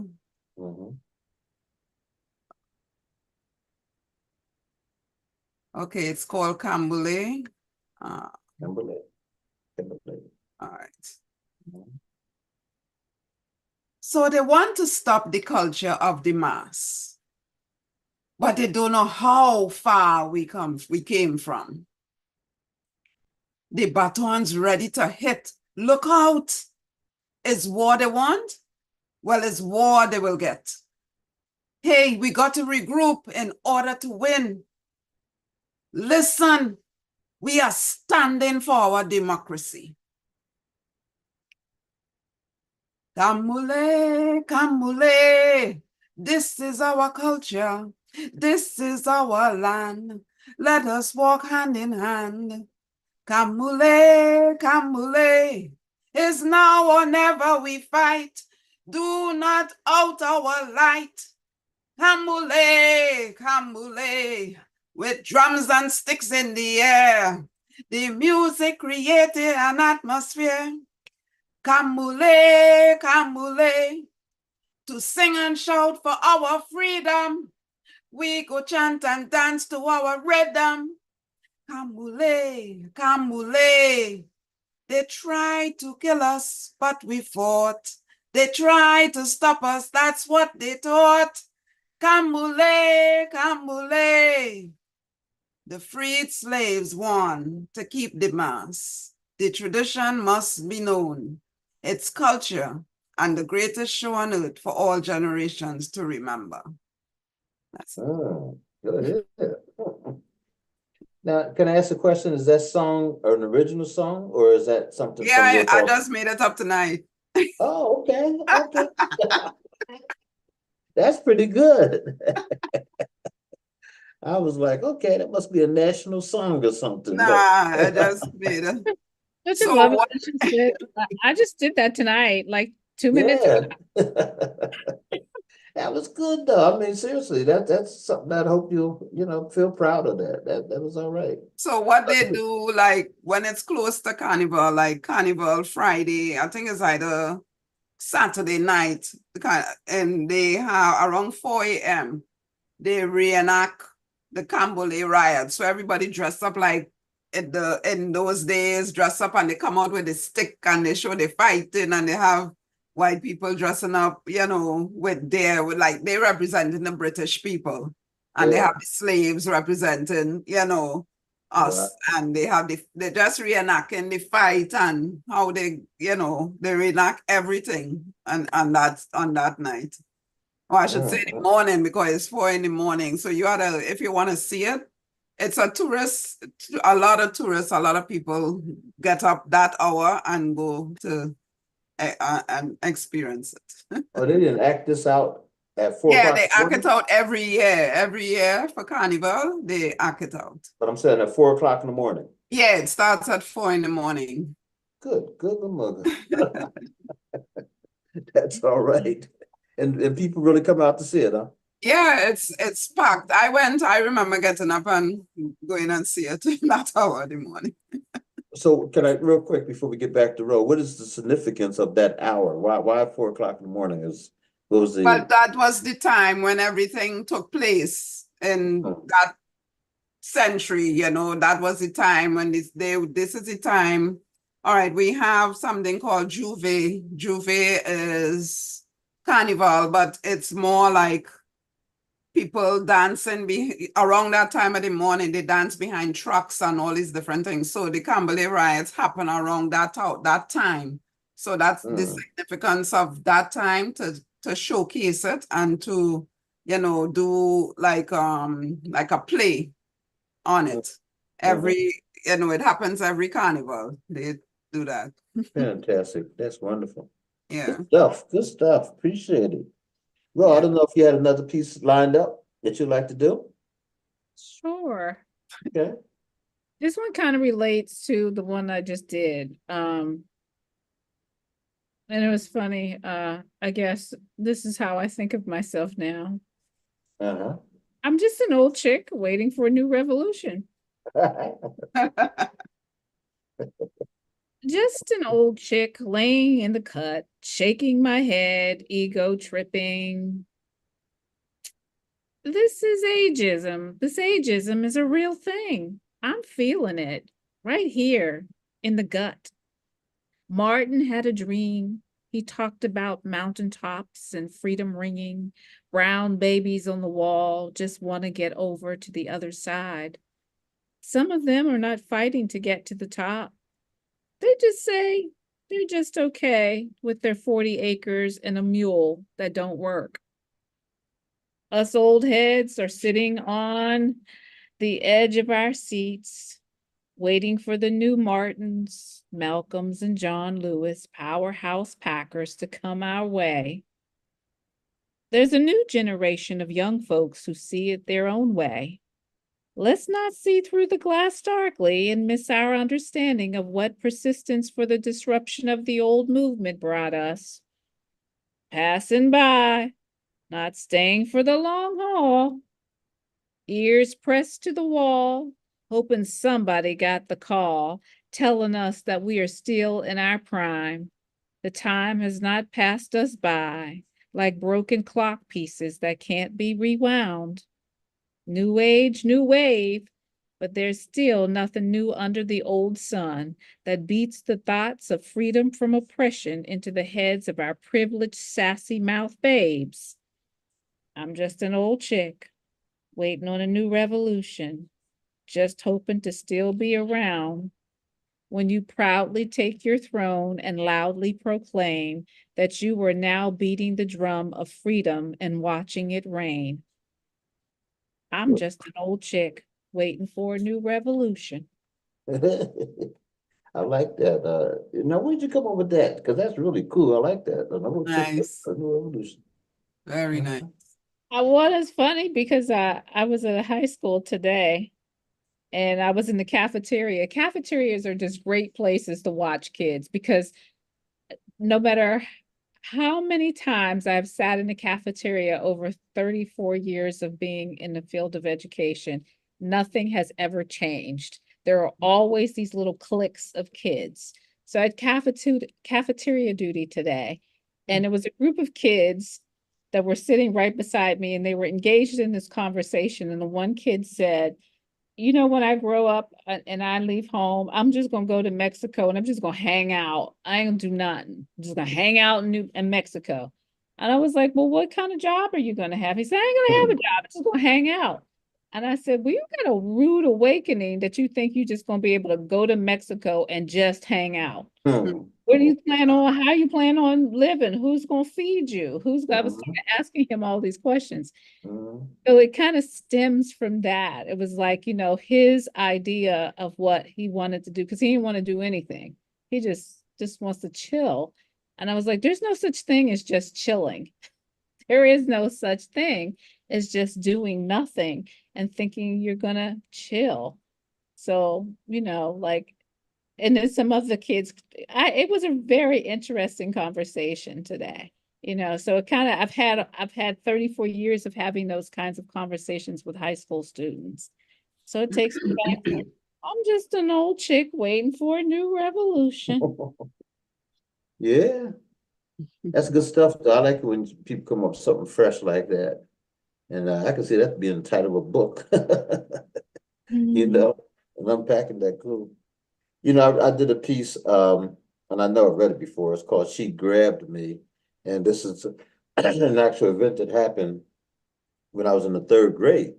And it was interesting. I saw this teacher later as a young man, and I had a different attitude toward her because my attitude as a third grader was I wanted to kill her. But as a young adult, I realized I was, not going to kill anybody. But also, I saw her as someone who probably, was a victim of the era in which she came from because a lot of times victimizers are also victims, victims of their own prejudice, their own ignorance, whatever you might call it. And they're locked into that thing. And they realize, I think later on, as they begin to grow and mature, just how wrong they were. But how do you break out of that culture? But anyhow, it's called She Grabbed Me. True story. She grabbed me like a thug in the night, like a back alley sneak attack, urban guerrilla style. She shook the shame out of me. I was ashamed that I didn't have my books that were required for class. I was ashamed that my clothes were wrinkled and stained from 2-day-old pizza and chicken grease. I was ashamed that some of my classmates had witnessed the source of my shame, my family, on full display for all to see. The drinking, the cursing, the fighting, the theater of dysfunction and despair. The price of admission, free. She never said a word as she treated me like a nigger and shook me with all the hate she could manage. She didn't ask me if my mother was fighting and fussing all night. She never asked me if I knew where my books were. I knew my books were. Yeah, they were somewhere in the cluttered state of our welfare decorated apartment with beer cans and wine bottles thrown everywhere. My teacher didn't know, nor did she care to know, of the army of roaches that had taken up residence in our apartment without a lease agreement or even a fair handshake agreement. She never asked me if my father even bothered to come home and if I even missed him. She never asked me if I was all right after the horrible night at my home without electricity or heat in the dead of winter. She never asked me anything. She never said a word. She just shook the shame out of me in front of the whole class for all to see, and then just walked away. We were in the 3rd grade. We were all Black except one white kid left behind, trapped. She was a white woman called teacher. I was a Black boy with red hot hatred burning inside of me. I lost all shame that day. I was mad, and I was determined to shake the devil out of her one day, but I never did, and I thank God I didn't. You see, prison is the new form of slavery, and I had chosen freedom. And by the way, I read this at the Civic Club, and it was in reference to Dr. Martin Luther King, and I was making reference that I was a huge Dr. King fan and follower, thanks to Ebony Magazine and, thanks to the various outlets and stuff. So the one thing I knew about King, because I grew up in a very Christian home in terms of my grandmother, mother, she was a hot mess. She had all kinds of issues going on. But as far as my grandmother, my extended family, I had, good grounding. And my grandma was like, best of friends with God. Let's put it that way. And so I never saw myself being a violent person. I came out of a violent home and a violent environment. So I used sports as a way of deciding to. So when I played sports, I played hard. Even though I was real skinny and all that kind of stuff, I was determined to make the team. And I was determined to be, significant. So I kind of excelled at sports. And then that gave me the grounding that I needed to go on, But I remember being a very angry guy, and I was an angry guy. So I never wanted to fight because I always thought that if I fight, I'm not going to fight, just because I was too skinny. So I was going to have to stab somebody or do something, but I wasn't going to just be, pushed around. So a lot of times I backed down from the situation because I was too afraid of what I might do. And especially just coming out of the home that I came out of. And then when that woman grabbed me without saying, she just came up behind me. And all because I didn't have the book, and I was sitting there looking at another kid's book, and she just shook, and that was like a rag doll, And I remember the look on everyone's face, all the other kids were, but I remember thinking to myself, oh, I'm gonna get her, and that was my thing. I'm gonna get her, And so I just thank God that I knew Martin Luther King, I knew nonviolence, and I never went that way. But I had a lot of friends who did go that way. My cousin died at the age of 28 in prison, because he, having come out of a totally different environment. He was a single child. Both his parents worked. He had it all. And he was very good academically, great basketball player. He had a full scholarship to a college, Arizona State, went down there for 1 week, came back, and because he was just enamored kind of with the streets, and he had no reason to be. I had every reason to be. He had no reason to be. but he was that guy. And for whatever reason, that's what he saw. And so someone said to me one day, they said, you know, he got picked on because he was a, you know, like a middle class kid. So he decided to become hard. And he was a tough guy, but he ended up going to prison the whole bit. I should have gone because I was the poor kid. I was the this, I was the that. You know, I had already said I was going to drop out of school in the 9th grade. I was determined to do that because I was just going to go into the military. And then for whatever reason, God maybe made me join the basketball team and then start running track. And then I couldn't drop out of school because I was hooked. And so that was the thing. But I don't think people understood. And a lot of black kids like my, you know, and how we were treated back then, reading Little Black Sambo and Dick Jane and Sally, all that kind of craziness you grew up on. And then to have someone grab you and shake you like that, you know, but not have the backing from home to come and say, hey, don't you ever put your hands on my child again, you know, which some parents would do. I didn't have that at home. So, you know, when I wrote that piece, and I'm thinking about extending it even more, just talking about that whole upbringing thing, that was real serious for me. And I remember thinking being very quiet, but people thought I was very nice because I was quiet, but I was very angry because I was quiet. And I was angry because I said, if I say something, it ain't gonna be what y'all think I'm gonna say. You know what I mean? And so even when I went to college where we had to do a whole expose on something, and I rapped about this and talked about this here, you know, people looking at you like, no, really, you don't understand, you know, because they couldn't relate to welfare and all that kind of stuff. Even the black kids, a lot of black kids, I had no idea. A lot of those kids came from pretty stable environments, you know? And it was like, wow, yeah. So when they listen to me, they're like, oh, you trying to be man child in the promised land or something. No, I ain't trying to be nothing. I'm trying to be like y'all, you know, and I'm also trying to be happy. So that's you know, something that I think drove me to start writing in the first place. But anyhow, that's the piece I want to share tonight. So that's the explanation as to why I wrote it. Anyhow, we still have some time. We have about 14 minutes or so, 15 minutes. I'm going to ask Brother Chris to do one last video for tonight. I think we've done 2 so far. Is that correct? Let's do one more video for tonight. And then if you have something else you'd like to read, this is our hour. We're going to finish up with some serious poetry. And here we go.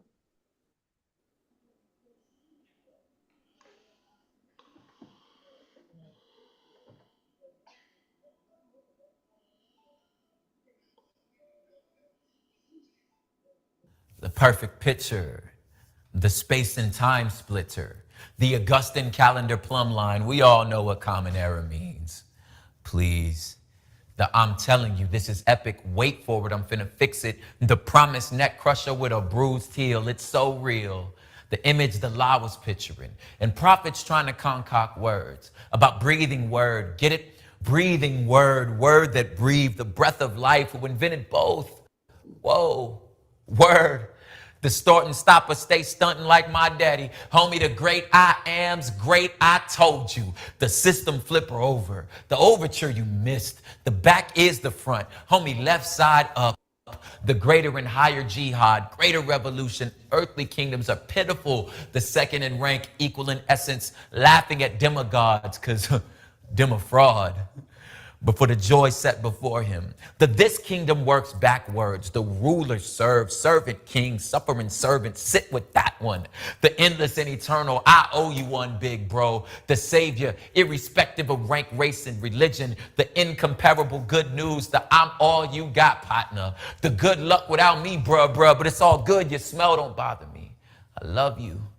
The still sitting at right hand, giggling at earth kings. Your entire empire is a card castle, no hassle. The sound that is person and came in camp with underlings, whose light and life was the light and life of all human beings. The yeah, I'm that guy. The I'm that dude. The I'm period. The second person, fully God, fully King, him, the owner of death keys, the I'll take that and raise you one, the raised one, the living and breathing liberty bell that'll never crack, the warning, the dawn of the last morning, the I'ma be right back, the I'll deal with you later, the I am not at all shook in any way by Satan. Does a painting scare a painter, or does he just destroy the canvas? Until then, I'm a post right here waiting for these suckers to prop my feet on. And when Pop say I'm on my way, scooping my dime up, let's roll, girl. The 1 and 3 and 1, all sufficient son of Elohim. That's Jesus, Yahshua, our prophet, priest, and king, our prophet, priest, and king.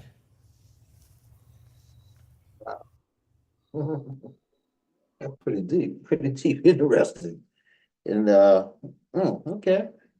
There was there's a video, a movie coming out, by the way, on Bob Marley, and for some reason that struck me as soon as he came on screen, and it's coming out, I think, February 14th. So check that out when you get a chance to. He was very significant, and the movie looks like it's going to be fire. It looks like it's going to be really, really well worth watching it. That great video. Thank you for sharing that, Brother Chris. We do, and some people criticize it, say it looks like we do a lot of Christian stuff on it, and just it's poetry. It is a lot of times Christian. We're not just pushing Christianity. I'm a Christian pastor, and I don't have a problem with it. But the purpose is not to be just simply proselytizing what you've been accused of. We show all kinds of videos. Chris does a great job of pulling up everything. So pump your brakes on that one. And we do represent everybody. It's not like you're not welcome here. So yeah, those are it is by invitation only, but no, we're not just pushing anything. We're not trying to proselytize at this hour, that kind of stuff. People have tried to make that observation, and that's to my face, and I get it, but nothing further from the truth. I do say that it has been asked at one point. Brother Christian did a great job of showing those young voices, and we do miss the youth. I don't know if we've had any real good youth voices on lately. The one was called Brave New Voices. Now, I don't know if those are copywritten, if we can't do more of those, but I do like to highlight the youth. Having said that, don't forget that on April the 13th, the NAACP AXO competition will take place locally here in Harrisburg at John Harris High School. Again, that's April the 13th. And if you want to be a contestant, all you have to do is go online, look up the NAACP AXO competition, Greater Harrisburg NAACP AXO competition. They have some 32 to 33 different categories that you can, participate in. And I want to thank Sister Ro Brady on here, who's been a judge for us for a number of years. And I hope that you will be again this year. Lazelle, I'd love to have you be a judge sometime as well. Now, this year, we're going to do it in person. The last couple of years, we did it virtually. And we made it through. It was a good process, but it was a much better process when we do it in person. And we can get everything done in that one day and not have to be emailing everything back and all that kind of stuff. What a hassle that stuff was. But the youth talent is off the chart. And I will tell you, we already have about 30 something people that have signed up already. And last year we did get a bronze medal on the national level. And the national level is just off this year we're going to Las Vegas, Nevada. And we took 16 gold medalists last year to, where did we go? Oh, Boston, Massachusetts in 2023. And we came away for bronze medal. The year before that, we had a gold medal in Atlantic City, New Jersey with Madison Stokes. And, Madison took a gold medal in medicine. And I'm telling you, that was no easy feat because the presentations there were excellent. And when they announced Madison Stokes as gold medalist, man, we almost lost our minds. That was fantastic. And this is a huge program. This is very well done. And you're talking about the top of the top. I mean, students coming in there that you will be reading about. And so anyhow, it's a free program. You don't have to spend any money to be a part of the AXO competition locally. And even nationally, thanks to Kava Brunson and many others who step in, but especially Kava, who has been spearheading this for years now. He's able to make it possible where none of the students last year or any year that I've ever been associated with it, and that's been since 2013, as a coordinator of the judges, they don't pay a dime. In fact, they get a stipend when they go away, and they go all over the country, from Detroit, Michigan to wherever we've been. It's been great. So young people, if you're hearing this for the first time and you want to know more about it, you can always give me a call, 717-608-2312. And it should be information in your local school as well. Your school should know about this and sign up for the local NAACP AXO competition. See which category you'll be best suited for. And then if you win a gold medal, you will be eligible to go to the nationals. And again, this year, we'll be flying out to Las Vegas, Nevada. And so you don't want to miss out on that. It's good stuff. And you'll meet some friendships from around the country that you may have for a lifetime. You really will. And some stars too, by the way, Anthony Anderson and other people like that. They're always there. So having said that, let's go back to, I think we could probably get in two more pieces real quick. Lazille, if you can do one, and then Ro, if you'll do another one. And Ro, did you tell people how they can reach you in terms of your services? Oh, sure. Yeah, you can reach out to me, of course, here on Facebook at Ro Brady Productions. I've had that Facebook page for a while, so I didn't change it. Or you can reach me by email at rbcleanpageediting@gmail.com or on IG at Ro the Literary. Now, what is IG? I meant to ask you that earlier. Oh, Instagram. Okay.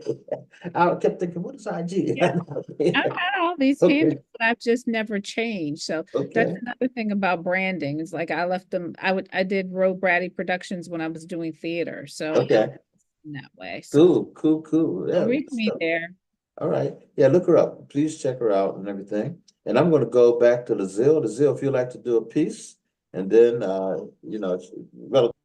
yeah, we got time, relatively short piece, but if you can do a piece and then Ro will come in and do a piece as well, we'll be done for the night. And also, how can people reach you, Lazille?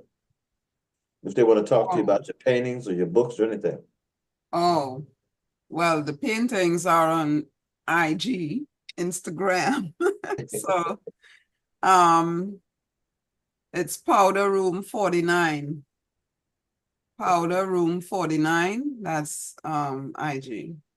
Is that, and that's the Instagram? Yeah, Powder Room 49. Okay, yeah, excellent. Okay. Powder Room with the We gotta paintings. become friends, Marcel, on IG. Yeah. And if Okay. you need to find out about poetry or anything, you can just, my Facebook is Lisal Powder, Okay. Lisal Powder, and you can always message me on the private message, Fantastic. Facebook Good. message, yeah. Okay, and the name is spelled right there, and you can see it LISELLE. ELLE, Yeah, Powder. then powder. Okay, good. All And don't right. forget, you can see the Zelle also tomorrow mornings, Saturday mornings at 11:30, Oh, right yes. here on The I Voice, forgot my own show. 17104 Harrisburg. All right, or .com. All right, okay, the Zelle, give us a piece. All right. I'm seeing the link. Okay, this is a piece I did some time back. It's called Ricky Macago. It's a true story. Mhm. Ricky Macago is my name. Black brother just living his dream. I'm a fashion designer. I love style, class. Yeah, that's me. I have a wife, love her so. She's carrying my baby. That's my family, you know. I took care of them. Made sure all is well. They step like me.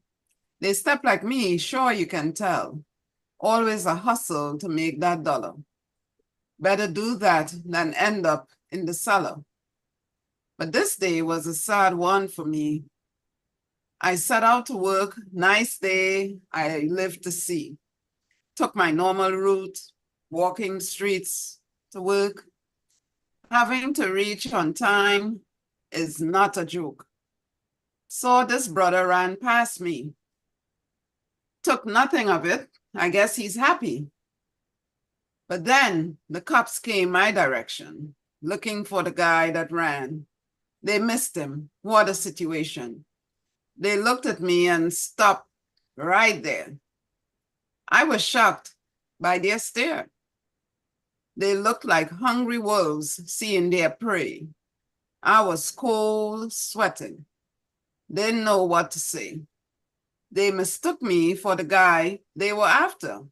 I tried to explain, but there was laughter. I couldn't explain, my chances are gone. Just in my head, I sang the freedom song.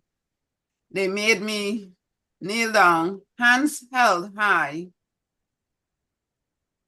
I looked up to the heavens Am I going to die? My words of begging, they got the wrong guy.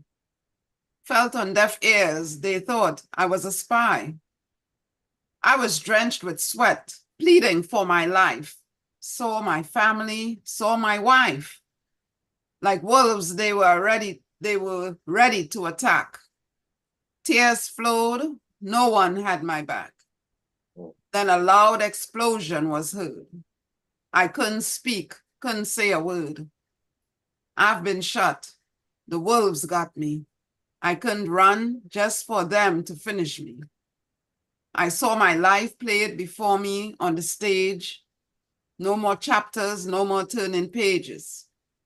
Sorry I couldn't be there today. Accept my apology, I couldn't stay. I saw my family one last time. Before I close my eye, don't worry, I will be fine. I hear the applause and I'm not there now. Don't be mad if I don't take a bow. That's, Good stuff. Okay. You said that's a true story. yeah, Okay. All right. Thanks for sharing that. I appreciate it. I yeah. know in the interest of time, Ro, I'm going to ask you if you'll do a piece. We have about 3 minutes left. Sure. This one is just about books. It's called Book Dump. Mhm. Bunch of book titles. Don't worry about what you don't know. Worry causes wrinkles, and who has time for that? Daryl Moore told us that there were no ashes in the fire. The question still remains and needs to be asked. Who keeps the fire burning? Where are the talismans of the universe that usher peace to our core? James told it on the mountain, but Tony only wanted to live on the paradise of it all. On and on, right from the bottom, Erica said, the world keeps turning. Peace and blessings manifested with every lesson learned. I dream a world where the sun does shine and cage birds sing when they are released from the temple of my familiar. My soul looks back and wonders what would happen if Beale Street could talk. Would we all be sitting quietly in Giovanni's room waiting for our beloved? Tell me how long the train's been gone. Is it over my head? Mama said, girl, get up and wash your face. Stop falling forward. This is where it ends. I can't wait no more. The fire shut up in my bones. I'm resting in this quiet strength, just living this uncommon life, praying for just mercy before things fall apart and I get caught up in the mix, falling for you. I guess I'll see you the next lifetime. Does it all end with us? Go on now, sing you home, but stay with me because I'm the woman in the window. Gorilla, my love. God help the child who has lost their way. I see with the bluest eye, and I wouldn't take nothing for my journey now. Sula, I say, Sula. Don't worry about what you don't know. Hey. That's right A there. bunch of book titles. Bunch of book titles. I picked that up. Sula. Yeah, nice. Yeah, don't worry about what you don't know. Wow. But listen, ladies, thank you so much for coming on again. You always make the Writers Workshop very special, and I appreciate it. And I hope that you'll just keep on writing, and that we'll meet again next Friday, if not before, right here on The Voice, 17104 Harrisburg, and the Writers Workshop from 7 to 9. God bless everybody. Have a good night. Good night. Thanks. All right. Good night.